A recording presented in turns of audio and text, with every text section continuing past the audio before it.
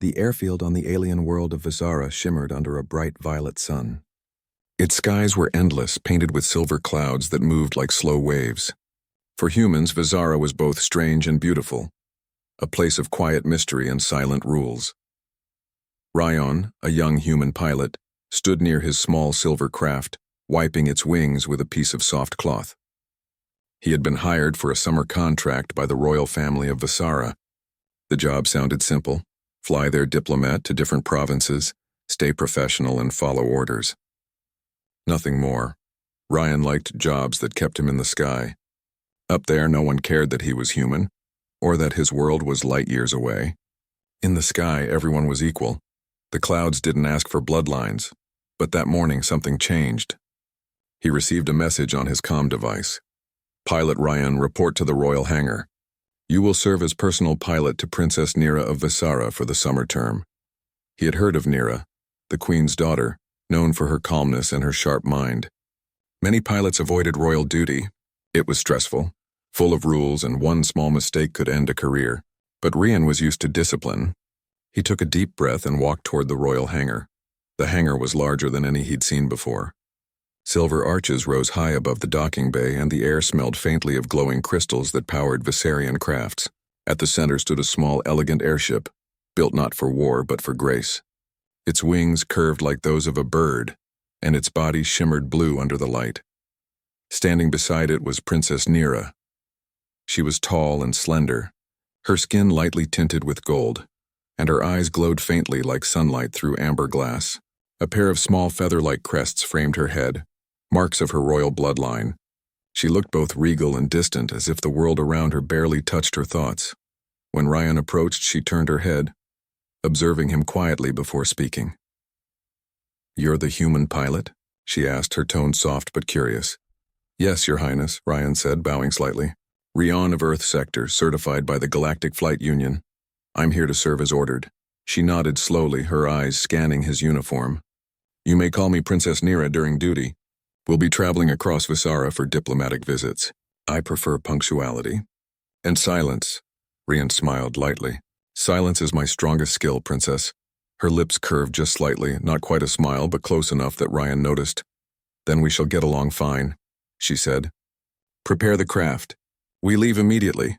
The engines hummed as the airship lifted from the platform. The soft light of Visara spread over the endless forests below, and the twin moons hung faintly in the distance. Inside the cockpit, Rian focused on the instruments, keeping the ship steady while Nira sat in the passenger seat behind him, reading from a datapad. For the first few hours, they didn't speak. The silence was not awkward, and it was peaceful. The only sound was the gentle rhythm of the engines and the whisper of wind outside. Ryan enjoyed it. He loved how the world looked from above. Tiny rivers like threads of light, forests like waves of emerald. Occasionally, he glanced at Nira through the reflection in the glass. She looked calm, but her eyes sometimes drifted toward the sky as if she longed to be part of it. After their first landing at the coastal province of Tirun, Nira finally spoke again. "You fly differently than Visarian pilots," she said. Stepping down the ramp beside him, Ryan blinked. "Is that a compliment, Princess?" "It's an observation," she replied, then added softly. "Visarian pilots fly with precision. You fly with feeling. It's strange." Ryan looked toward the horizon, smiling faintly, maybe because humans don't fly to escape the ground. "We fly because the sky feels like home." Nira gave him a long look, thoughtful, perhaps even curious. Then she walked away toward her diplomatic meeting, leaving Ryan wondering if he had said too much. Over the next few days, they visited several provinces. Each flight followed the same pattern: quiet takeoff, smooth flight, peaceful silence. Ryan learned that Nira liked to sit near the window, sometimes watching the clouds as if searching for something beyond them. He began to notice small things about her: how her voice softened when she spoke about her people, how she touched the glass whenever they passed through sunlight, how her eyes reflected both strength and sadness. One afternoon, as they flew over the great waterfalls of Marin Vale, Nira suddenly asked, "Do humans ever tire of looking up?" Rian was surprised by the question. "Never," he said. "Looking up reminds us there's always something bigger waiting beyond us." She nodded quietly, her expression unreadable. I wonder if that's why your kind adapts so quickly. You never stop reaching. Ryan didn't know what to say, so he focused on flying. But inside, her words stayed with him. Later that evening, when they landed back at the royal base, Nira dismissed her guards early and stood beside the ship, watching the sunset. Ryan began his post-flight checks, but he could feel her gaze on him. "Tell me, Pilot Ryan," she said at last. "If you could go anywhere at all, where would you fly?" He thought for a moment. "Somewhere quiet. Somewhere I can just see the stars without anyone talking about them." She looked up at the sky where the first stars were beginning to appear. "We call them the eternal fires. My people believe they are the souls of the first flyers, those who took to the air when the world was young." Ryan smiled. "On Earth, we say stars are places we haven't reached yet." Nira's golden eyes softened.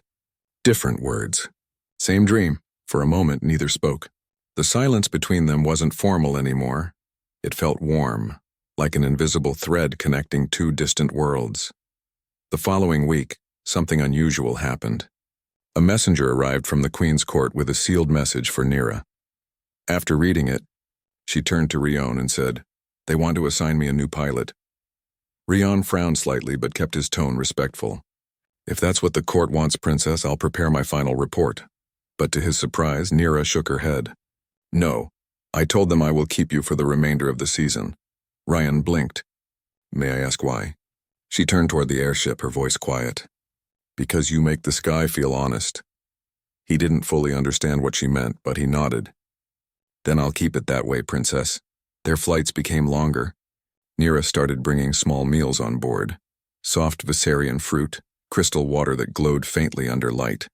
Once she offered him a taste, and when he hesitated, she said, "It won't harm you. It might even make you smile." He tried it. It tasted like sunlight and sweetness. She laughed softly when she saw his surprised face, her first true laugh. From then on, the silence between them was never empty. Sometimes they shared quiet stories. Sometimes they simply flew together, both lost in the beauty of the world below. Each time they landed, Ryan reminded himself that this was just a job. But every time she smiled at him before stepping off the ship, it became harder to believe that. One evening, as they flew above the sea of crystals, Nira looked at the horizon and said quietly, "This summer will end soon. Duties will call me back to the capital." Ryan nodded. "Then I'll make sure every flight until then is perfect." She looked at him with a strange light in her eyes. "You already have." And for the first time, Ryan felt something he hadn't felt in years. A quiet joy that came not from the sky itself, but from sharing it with someone who finally understood what it meant to fly free. The engines hummed softly. The stars blinked awake. And in that vast, endless sky of Visara, a simple human pilot realized that some summers are meant not for duty, but for destiny. The days on Visara passed with soft winds and violet sunsets. The air always carried the scent of flowers that grew only on this planet, petals glowing faintly in the dusk. For Rion, the human pilot, each morning began with the same quiet routine, checking the wings, testing the engines, and waiting for Princess Nira. But slowly, the routine began to feel different. The princess no longer treated him like just a servant or worker. She greeted him by name now. Sometimes, when he looked up from the control panel, he found her already seated behind him, her golden eyes watching the rising clouds as if they were telling her secrets. The first time she spoke during flight, her voice broke the silence like gentle music. "Human skies," she said softly. "Are they blue like ours?" Ryan turned his head slightly surprised. She rarely began a conversation. "Yes," he replied. "Blue most days. Sometimes gray when it rains. At night, black, full of stars." "Stars," she repeated as if tasting the word. "You said once your people believe stars are places not yet reached." "That is a brave thought," Rion smiled faintly. "Maybe not brave. Just hopeful." "Hope," she said, looking out the window. "My people say it is like wind. You cannot see it, but you feel it when it carries you." They flew in silence for a while after that, both staring out at the endless clouds. But something between them had changed. The quiet was no longer cold. It was calm, shared, and alive. Over the next few flights, their conversations grew longer. Nira seemed to enjoy asking about Earth, not about politics or war, but about small human things. "What does rain sound like on your world?" What is the first thing you see when you wake? Do humans have favorite clouds? Ryan answered each question simply. Rain sounds like comfort. When I wake, I see the light sneaking through the curtains. And no, we don't have favorite clouds, but we all look for shapes in them. She smiled at that. Shapes? Yes, Ryan said, laughing softly. We imagine they look like animals' faces, things we love. Maybe that's how we make the sky ours for a moment. Neera looked out the window again. Then today, she said after a pause, that cloud looks like a winged fish. And that one, a sleeping beast. Ryan laughed. I think you're getting good at this. Maybe I'm learning to see like a human, she said gently. The royal aides noticed the change too. They began whispering in the hangars. How the princess smiled more these days. How she returned from flights with a light in her eyes. One of them, an older Viserion named Talon, approached Ryan one morning. You are brave. Human, Talon said quietly, but be careful. The princess's world is not kind to those who forget their place. Ryan didn't answer. He respected the warning, but deep inside he wasn't sure what his place even meant anymore. All he knew was that when he flew with Neera, the world below faded away, and the sky belonged to them both. One afternoon, Neera asked Rion to fly farther than usual, beyond the western ridges, where glowing rivers cut through violet forests. We'll need to request a new flight path, Ryan reminded her. The route is outside the regular zone. Then don't request, she said softly. Just fly. Her voice wasn't commanding. It was almost pleading. Ryan hesitated, but when he saw her looking out the window with quiet sadness, he nodded. All right, princess. Hold tight. The craft lifted higher than usual, slicing through clouds until the light turned soft gold. From this height, the forests below looked like green oceans, the rivers like silver threads. For a long time, they said nothing. The hum of the engine was the only sound between them. Then Neera spoke again, her voice quiet but steady. My mother says duty is heavier than air. Do you agree? Ryan thought carefully before answering. Maybe she's right. But humans, we carry heavy things only if they mean something to us. And if they don't, she asked, then we put them down, Ryan said, even if it means walking away. She looked at him for a long moment, her golden eyes reflecting the sunlight. I envy that.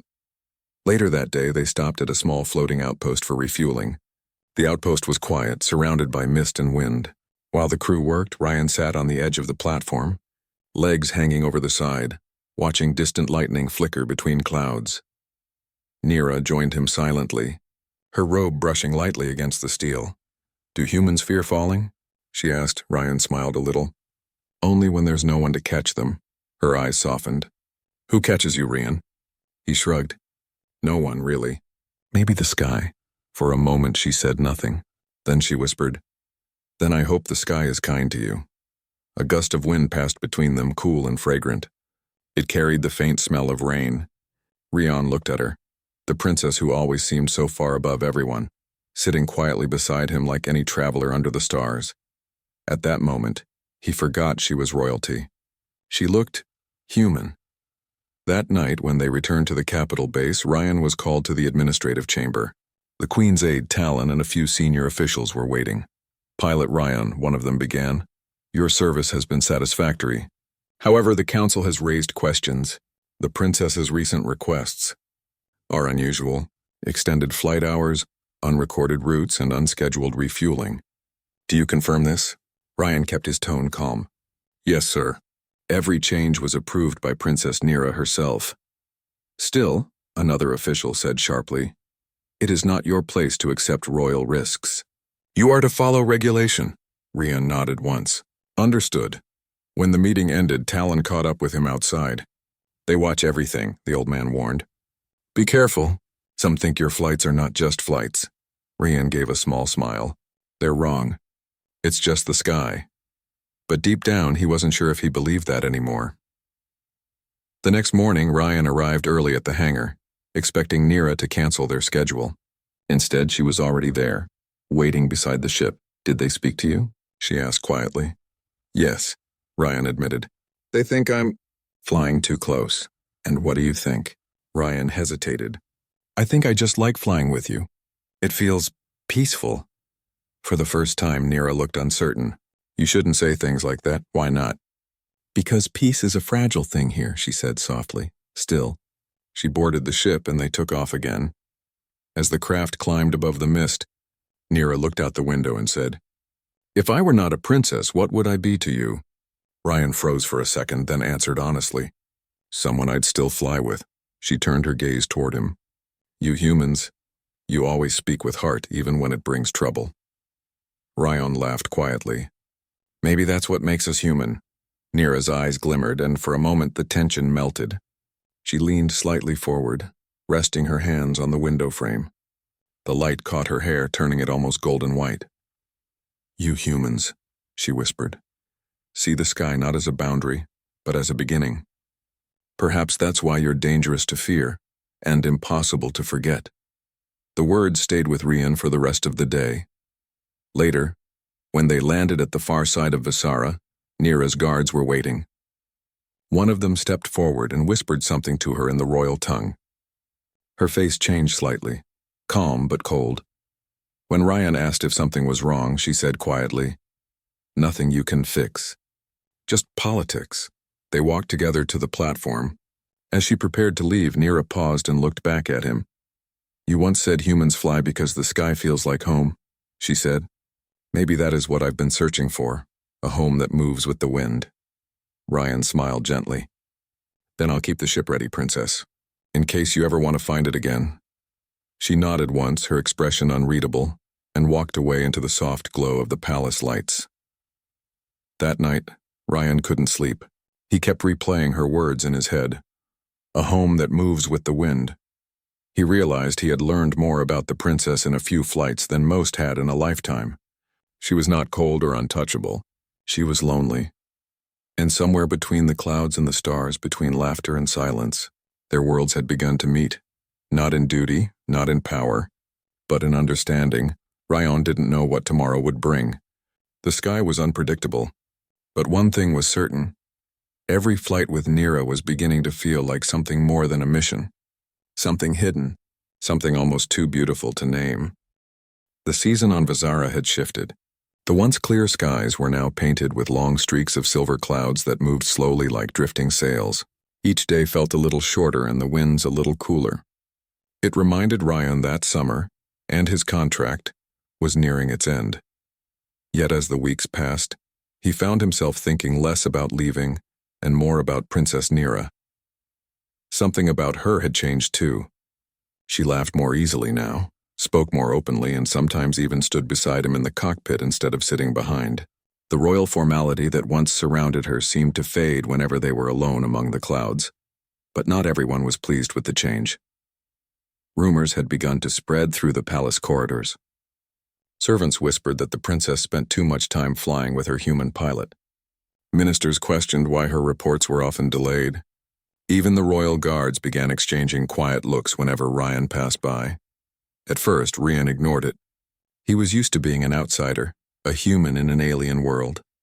But one morning, as he prepared the craft, Talon, the old royal aide, approached him with a heavy expression. "Pilot Rian," Talon said in a low voice, "you have done well in your duty. But the court is watching now. Some think your closeness to the princess is unusual." Ryan looked up from his tools, confused. "Closeness? I only serve her flights, nothing more." Talon sighed. "Perhaps, but hearts often move where orders do not. Be careful, human. The Queen's eyes see farther than you think." Ryan nodded silently. He respected Talon, but he also knew he couldn't change the truth. Every moment he spent with Nira felt natural, unforced, and right. Yet he also knew how dangerous appearances could be in royal circles. That afternoon, Nira arrived at the hangar, her mood quiet and unreadable. "Rian," she said softly, "the council has asked to meet you tomorrow." Ryan blinked. "The council? For what reason?" She looked away. "They think you've influenced my schedule too much. They say I've been distracted," he frowned. "Distracted? From what?" "From duty," she whispered. Ryan wanted to speak, but she raised her hand. "Do not worry. I will defend you. You have done nothing wrong." Her tone was calm, but her eyes were heavy with worry. He could tell that even a princess wasn't free from judgment here. "Princess," he said gently, "if my presence brings you trouble, I can step back. Someone else can fly for you." She shook her head. "No." I will not allow them to choose my pilot. I decide who I trust in the sky. Ryan felt a quiet warmth spread through him at her words, though he tried to hide it. Then I'll be there as always, he said. Good, she replied softly, turning toward the ship. Let's fly before the day grows old. The flight that day felt heavier than usual. The clouds seemed thicker, the light dimmer. Neera sat silently for most of the journey, lost in thought. Ryan didn't disturb her. He simply guided the ship through the wind, letting the silence stretch between them like a gentle thread. After a long while, she finally spoke. Do humans ever feel trapped by their own choices? Ryan thought for a moment. Yes, sometimes we choose something because it feels right, and later the world tells us it was wrong. And what then? Then we fly anyway, Ryan said simply. Because it's better to live one honest moment than a lifetime of pretending. She turned to look at him, and in her eyes he saw both sadness and something deeper, something she was too careful to name. The next morning, the council meeting began. The chamber was vast, filled with soft golden light that fell across crystal pillars. Ryan stood at the center, while Neera sat among the circle of royal advisors. The queen was present too, hidden behind a thin veil of light, her presence calm, powerful, and unreadable. Pilot Ryan of Earth, one of the advisors began. You have served well during this term. However, reports suggest that your conduct has grown informal. Ryan kept his tone respectful. I've followed every flight order given to me, Your Honors. Another counselor leaned forward. And yet the princess has changed her travel patterns, extended routes, and spent unsupervised time beyond assigned airspace. All under your piloting, Ryan replied calmly. Every course was at the princess's request. I serve her commands, the council murmured. One of them said sharply, Do you deny that you've grown close to Her Highness? Before Ryan could answer, Neera stood up. Enough, she said firmly. Pilot Ryan has done nothing improper. If I chose longer routes, it was because I wished to see more of my world, not because of him. The chamber went silent. Even the queen's silhouette behind the veil seemed to shift slightly. The head counselor cleared his throat. Princess, you risk misunderstanding. Appearances matter. Then let them misunderstand, Neera said quietly. My choices are my own. Ryan looked at her, astonished by her courage. For a princess to speak so boldly in the council chamber was almost unheard of. After a long silence, the queen's voice finally came through the veil, calm and melodic. Leave them, she said. I wish to speak to the human alone. The council bowed and exited. Even Neera hesitated before leaving. She gave Ryan one last look as if to say be careful, and then she was gone. The queen's voice filled the chamber again. Ryan of Earth, she said slowly, you have earned my respect. My daughter trusts you, and trust is a rare thing in our world. Ryan bowed slightly. Thank you, Your Majesty. But, she continued, the winds of this palace carry sharp whispers. I cannot ignore them forever. You must remember your place. Yes, Majesty, Ryan replied. There was a pause, then she said softly, Tell me, human, what do you see when you look at my daughter? Ryan hesitated. The question felt dangerous, but he answered honestly. I see someone who wants to be free, someone who loves her people but is afraid to lose herself in duty. The queen was silent for a long time. Then she said almost gently, You see clearly, human. That is both your strength and your curse. Ryan looked up, but the veil of light hid her completely. Continue your service, she said finally. But remember, the sky is vast and even wings can burn. After the meeting, Ryan found Neera waiting for him outside the hall. She looked at him with concern. What did she say? Nothing cruel, he replied. Just a warning, Neera sighed softly. She means well in her own way. But she doesn't understand what the sky gives us. They walked together to the airfield. The sunset painted the clouds in gold and violet. Neera stopped near the edge of the platform and said, They see us as different, human and Viserion. But up there, she pointed to the glowing horizon. The sky doesn't care who we are. Ryan nodded. Up there, we're just travelers. She smiled faintly. Then let's travel again. One last flight before the season ends. That evening, they flew higher than ever before. The air grew thin, the stars brighter. Below them, the whole planet shimmered like a jewel. This is where the winds are pure, Neera whispered. No rules, no court, no duty. Ryan glanced at her, her golden eyes reflecting the starlight. "It's beautiful," he said. She smiled. "It's freedom. They stayed in the air longer than they should have." Neither wanted to return. For a while it felt as if time itself had stopped, as if the universe was holding its breath for them. When they finally landed, the night was quiet. Nira stepped off the ship slowly, looking up at the stars one last time. "Do you ever wish you could stay in the sky forever?" she asked. Ryan smiled softly. "Every day." "Then maybe," she said quietly. "We already have." But the peace did not last. By the next morning, messages spread through the palace. Rumors that the princess had disobeyed direct orders. Some claimed she was influenced by her human pilot. Others whispered that the queen had lost control of her daughter.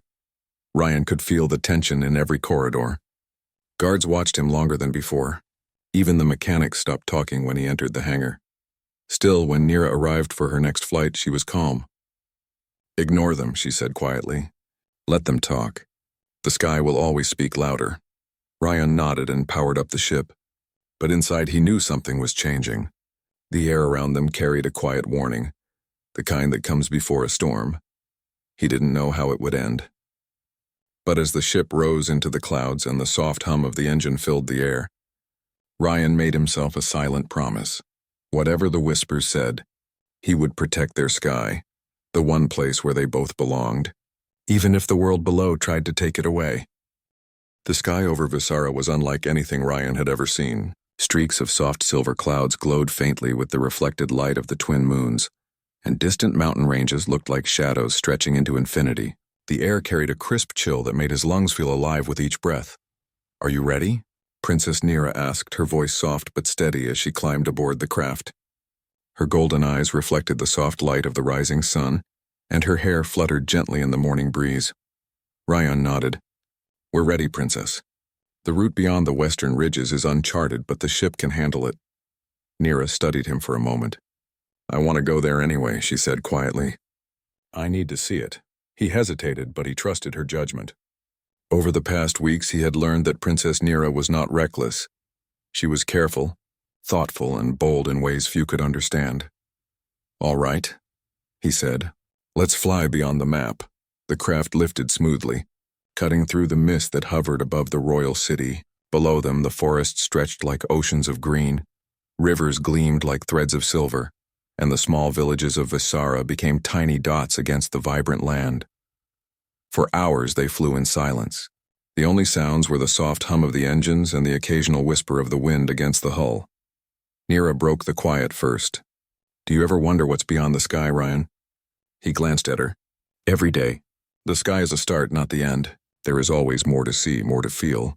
She nodded thoughtfully. "Humans are strange creatures. You look for freedom even when it is dangerous, my people. We are taught to stay grounded, to follow rules. But up here," she gestured at the endless horizon, "I feel like we could be anything." Ryan smiled faintly. "That's why we fly, to remember we are more than what the world tells us to be." Her gaze softened. "I wish my people could understand that." As the sun rose higher, they reached the edge of the known sky. Below them, forests gave way to jagged cliffs and sparkling lakes untouched by any civilization. The airship moved carefully, guided by Ryan's steady hands. "This is incredible," Nira whispered, leaning close to the window. "I never imagined this existed. It's pure." Ryan glanced at her quietly. Her excitement was gentle, almost shy, but it made the hum of the engines feel warmer. "You've never been here before?" he asked. She shook her head. "No. My duties always kept me near the capital. Only now, with you, can I explore freely." Ryan felt a quiet pride. He had never flown a princess across uncharted lands before, yet somehow it felt natural. They were explorers together, not ruler and servant. The craft passed over a valley where crystal-clear waterfalls cascaded into glowing pools. The water reflected the twin moons, making the lakes shimmer like silver mirrors. "Stop," Nira whispered, almost breathless. Rion slowed the engines. The craft hovered above the valley. Nira pressed her hands to the glass, staring at the beauty below. "Do you see it?" she asked. "Yes," Rion replied softly. "It's beautiful." Nira turned to him. "Not just beautiful, free, untouched. This is what the world could be if we didn't worry about rules all the time." Ryan smiled. Then let's make it a moment we keep forever. Just you and me in the sky. She looked at him for a long moment, her eyes shining. Then she said quietly, I wish the world could always be like this. For a time neither spoke. They simply hovered, letting the wind and light wash over them. It was the kind of quiet that felt heavy with meaning, a pause in life where nothing else mattered.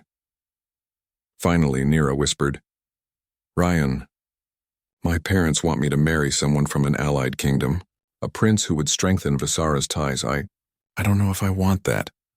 Ryan kept his eyes on the controls, though his hands tightened slightly on the wheel. Then don't think about that now. We're here in the sky together. That is all that matters. She looked out the window again, her golden eyes reflecting both hope and sadness. But the day will come when duty calls. And I don't want to lose this on Oryukam when that day comes. Rion spoke quietly, almost to himself. Maybe the world doesn't matter up here. Maybe freedom is what we make of it. Her voice was soft, almost a whisper. Then I want to make it with you. Ryan didn't answer. He simply guided the airship, letting the silence carry their words instead. The craft continued beyond the cliffs into a hidden valley, where rivers glowed faintly and the air smelled of flowers that only grew here. Nira leaned against the window, watching everything with awe. This is perfect, she murmured. I never imagined a place like this existed. Ryan glanced at her, smiling. You've seen the map, the charts, but nothing compares to seeing it yourself. She turned toward him, her expression serious for the first time. Ryan, do you ever wish humans could stay longer than a season? That you didn't have to leave? He hesitated. Every day, he admitted. But that is life. Even the sky has limits, she sighed softly, looking back out the window. I wish we could stay like this forever. As the hours passed, the sun dipped behind the horizon, casting the valley in shades of violet and gold. The twin moons rose, their reflections sparkling in the rivers below. This, Nira whispered, is more than freedom. This is happiness, Ryan smiled quietly. Then we have found it, even if just for a moment. They hovered above the valley for a while longer, watching the colors change and the shadows grow. Then Ryan began the descent back toward known territory. The return journey was quiet but tense. Both of them knew they had crossed a boundary, not just on the map but in their hearts. Nira's golden eyes occasionally flicked toward him, filled with a mixture of gratitude and longing. Ryan, she said finally, thank you. For flying with me, for showing me, she hesitated, for showing me that it's okay to dream beyond duty. He smiled faintly. It's what humans do best. We dream and then we act, and sometimes we bring others with us. Her lips curved into a small smile, soft and almost shy. Then I am glad you are here. The engines hummed steadily, carrying them through the night. The stars reflected in the river below like scattered diamonds. It was quiet, peaceful and yet full of unspoken words. When they finally landed at the royal base, the tension of the palace returned. Guards and aides were watching, their eyes sharp and questioning. But Nira stepped off the ship calmly, turning to Ryan. Do not fear the world below, she said softly. What we shared up there is ours alone. Ryan nodded. I understand. The sky remembers us, she smiled faintly. And someday, maybe the sky will call us again. Ryan felt a quiet joy in his chest. Flying with her had become more than a job. It had become a shared adventure, a hidden world that no court, no rule, and no whisper could touch. That night, as he prepared the ship for maintenance, Ryan thought about everything they had seen, the hidden valleys, the glowing rivers, the endless horizon, and he thought about Nira, her golden eyes, her quiet courage, and the trust she had placed in him. The world below might have rules and whispers, but up in the sky there were only possibilities. And somewhere in those possibilities, a human pilot and a princess had found something rare: freedom, understanding, and a connection that no law or custom could ever sever. As he looked out over the softly glowing city, Ryan made a silent promise to himself. No matter what the palace said, no matter what duty demanded, he would remember this flight forever. The sky beyond the map had shown him what it meant to truly live. Not just to serve, not just to follow orders, but to dream, to explore, and to share that wonder with someone who understood it completely. And in that quiet, gentle way, Ryan realized that this summer, their summer, had changed him forever. The summer on Visara was drawing to a close. The skies, once bright with soft violet clouds and golden sunlight, had grown calmer, touched by the cool early winds of the approaching season. Ryan stood in the hangar checking his craft one last time. The engines hummed softly, a comforting sound he had come to associate with the endless hours spent above the clouds. Princess Nira appeared shortly after, her golden eyes brighter than usual, reflecting both excitement and the weight of the season's end. She approached quietly, as if not wanting to disturb the hum of the engines or the gentle light that filled the hangar. "Ryan," she said softly, "our last flight of the summer. I want it to be special." Ryan smiled faintly. "Every flight with you has been special, Princess. But today, I'll make it the best." She nodded, her gaze drifting toward the open sky. "Take me where no one has flown before. I want to remember this summer. Every cloud, every wind, every star." The airship lifted smoothly, gliding into the soft morning light. The twin moons were still visible, casting their reflections over distant lakes and mountains. Rion guided the craft with care, following paths uncharted, weaving between silver clouds and golden rays of the sun. Nira sat quietly beside him, her hands resting lightly on the window frame. The wind caught her hair, letting it flutter like soft ribbons in the sunlight. For a moment she didn't speak, and the silence was warm, filled with unspoken understanding. "Do you ever regret being human?" she asked suddenly, breaking the quiet. Ryan glanced at her. "No, being human means feeling fully, joy, fear, hope, and sometimes it means finding someone worth sharing the sky with." Her lips curved into a faint smile. "Then maybe being Viserion isn't so different from being human. It's just that we often forget to feel." Rion nodded. "Perhaps, but up here we both remember." They flew higher than ever before, past the glowing rivers of Visara, over cliffs that stretched toward the horizon, and into a valley untouched by time. The water below shimmered like scattered diamonds, reflecting the first hints of the morning sun. Nira pressed her hands to the glass, staring at the beauty beneath them. "Rion," she whispered, "thank you for showing me more than just the map, for showing me freedom." Ryan looked at her, his eyes reflecting the soft light. "You already had it inside you, Princess. I only helped you find it." She turned to him, her expression serious, almost shy. "No one has ever treated me like this before. Not a noble, not a guard, not a teacher, but you see me, not just the title. That is a rare." Ryan smiled gently. "Maybe that's what humans do best, why we notice what others hide." Her eyes softened, glimmering with the reflection of the valley below. "Then I will remember this forever, the sky, the wind, and this moment." The flight continued in quiet harmony. They passed over mountains painted with the soft light of dawn, valleys filled with mist and rivers glowing faintly like silver threads. Rion guided the ship carefully, feeling a calm joy he had never known before. Flying with Nira was no longer just duty. It had become a shared adventure, a journey of two souls discovering not only a hidden world, but also each other. As the hours passed, Nira spoke less and observed more, drinking in every detail of the uncharted lands below. Occasionally she pointed to a hidden waterfall or a sparkling grove, whispering in awe. Rion followed her gaze, silently agreeing that these were moments worth cherishing. Finally Nira turned toward him, her golden eyes bright with a mixture of wonder and sadness. "Soon, Ryan. My summer ends. My duties will call me back to the capital, and then, I don't know when we'll fly together again." Rion's heart tightened slightly, but he kept his tone calm. "Then we will make today perfect. One final flight for this summer, and we will carry it in memory forever." They descended into a hidden valley, where the air shimmered with soft mist, and the rivers glowed faintly under the light of the twin moons. The valley was untouched by time or people, a secret place for them alone. "This," Nira whispered, "is everything I have ever wanted. A place where I can just be." Ryan looked at her, seeing the calm joy in her eyes.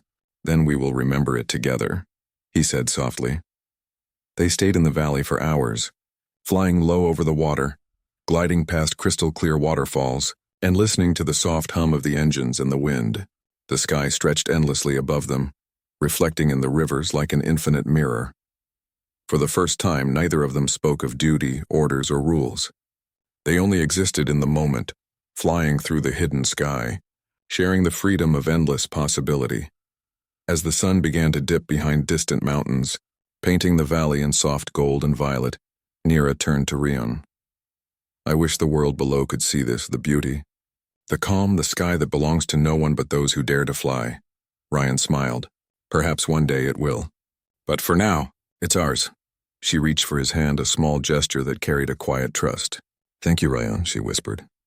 For being my guide, my companion, and my friend. Ryan gently squeezed her hand.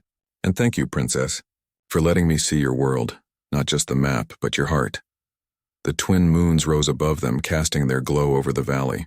The rivers shimmered like silver ribbons, and the soft wind carried the scent of distant flowers.